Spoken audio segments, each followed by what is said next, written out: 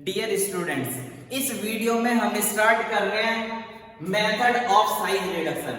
ये फार्मास्यूटिक्स के चैप्टर 4 के यूनिट ऑपरेशन का फर्स्ट टॉपिक साइज रिडक्शन है। इससे पहली वीडियो में मैंने आपको डेफिनेशन, ऑब्जेक्टिव और factor affecting of size reduction पढ़ाए।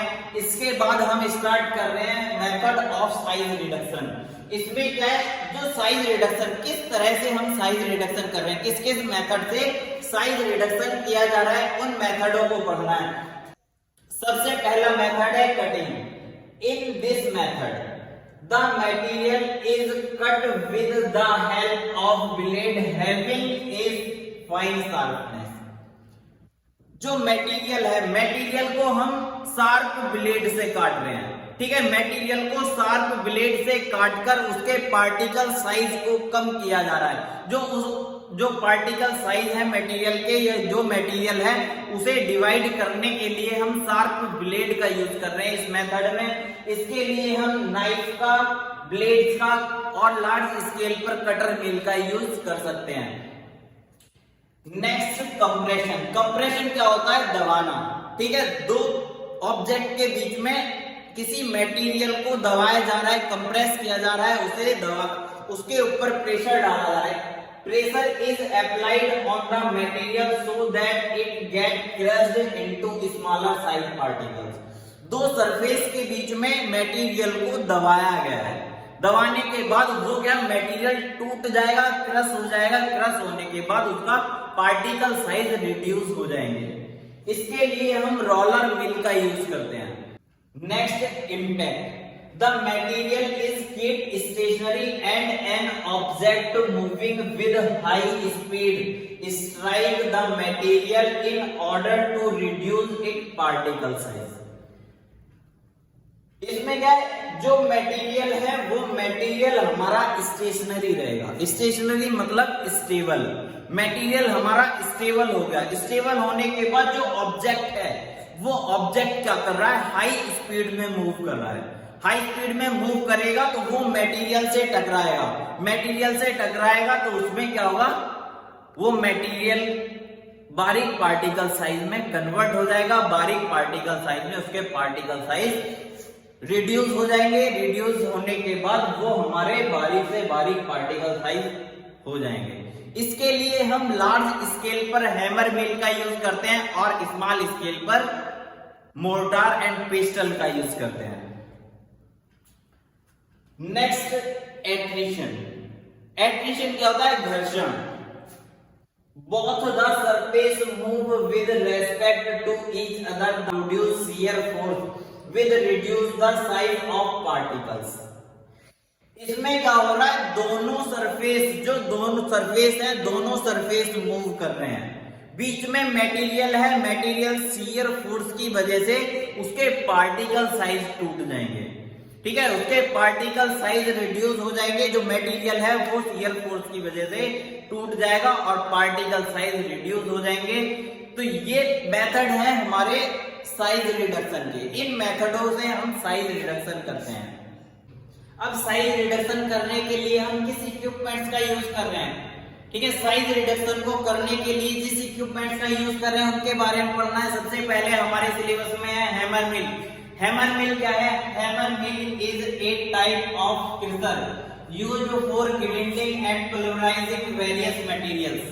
जो फार्मास्यूटिकल प्रोडक्ट्स हैं या क्रूड ड्रग्स हैं, वेजिटेबल ड्रग्स हैं, उनके पार्टिकल साइज को रिड्यूस करने के लिए, क्रश करने के लिए, पल्वराइजिंग करने के लिए, फाइन पाउडर बनाने के लिए हम हैमर मिल का यूज करते हैं।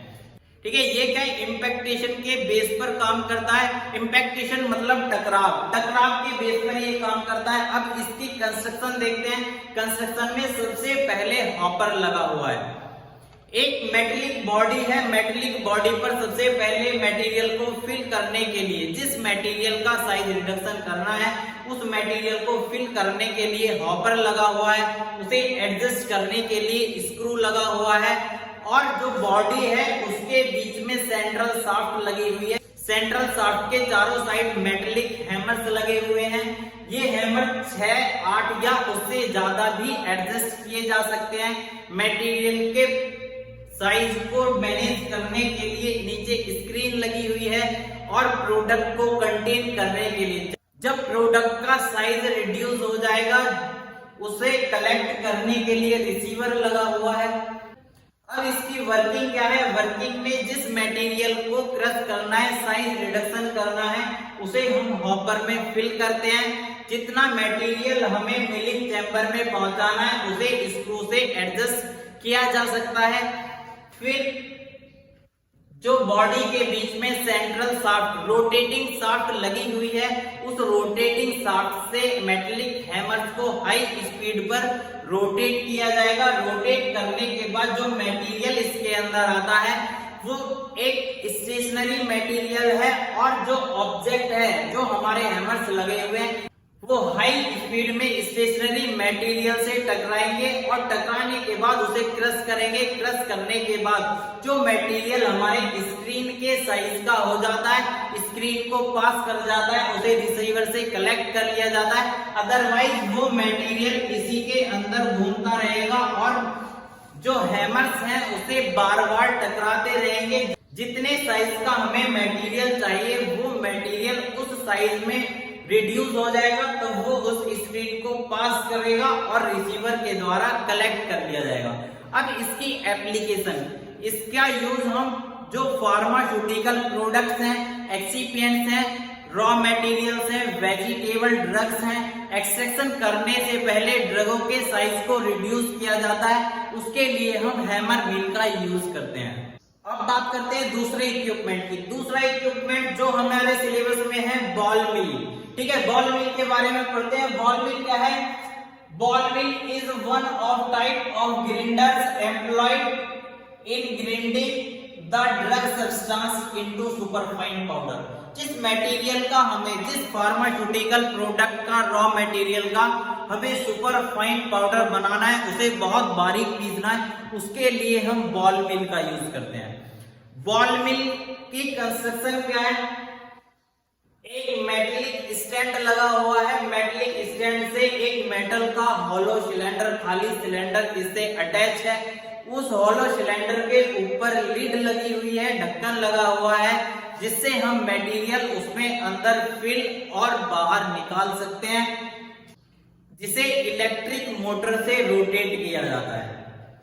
अब ये वर्क कैसे करता है? वर्किंग के लिए सबसे पहले हम मटेरियल को फिल करने के लिए लिड को या ढक्कन को ओपन करेंगे। ढक्कन को ओपन करने के बाद मटेरियल और बॉल को इस हॉलो सिलेंडर के अंदर फिल कर देंगे। फिल करने के बाद इस लिड को क्लोज करके इलेक्ट्रिक मोटर के द्वारा इस हॉलो सिलेंडर को रोटेट किया जाएगा। रोटेट करने के लिए हमें ध्यान रखना है इसकी स्पीड।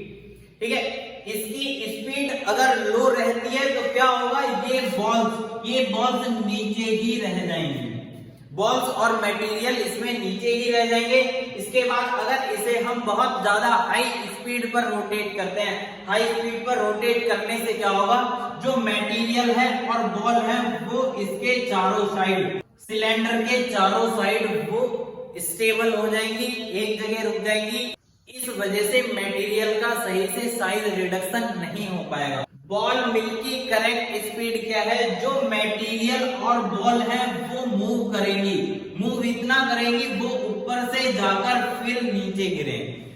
जो मेटल की बॉल है, मेटल की बॉल के बीच में मटेरियल आएगा और ऊपर से बॉल गिरेगी, तो वो इम्पैक्ट की वजह से, टकराव की वजह से टूट जाएगा, क्रश हो जाएगा।